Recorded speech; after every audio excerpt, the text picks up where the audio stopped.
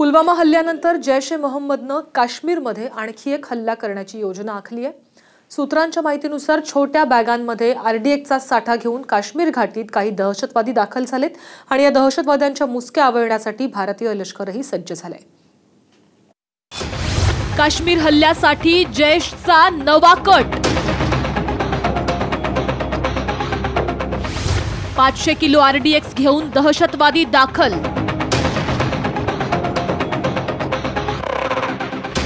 लष्कर दहशतवाद्यांच्या मागावर।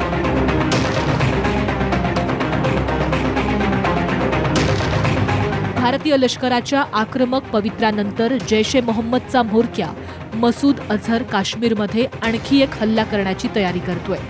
गुप्त सूत्रांच्या माहितीनुसार 500 किलो RDX घेऊन जैशचे हस्तक काश्मीर घाटीत दाखल झाले।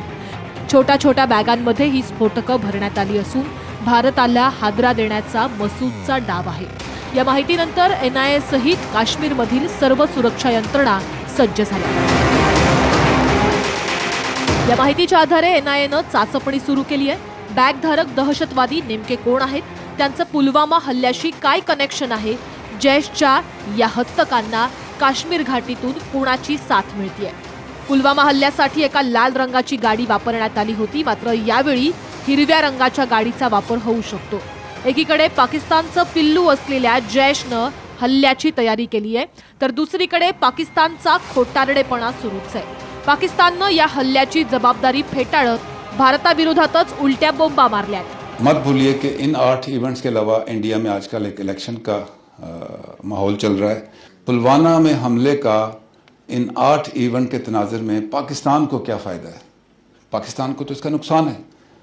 आई leave it to your judgement कि इसका फायदा किसको पहुंचे। असं असलं तरी आता भारत गप्प बसणार नाही। पाकिस्तानला त्यांची जागा दाखवून देण्यासाठी भारतानं पावलं उचलायला सुरुवात केली आहे आणि त्यामुळेच की काय पाकिस्तानची अवस्था भरकटल्यासारखी झाली आहे असं म्हणायला हरकत नाही। ब्युरो रिपोर्ट, साम TV।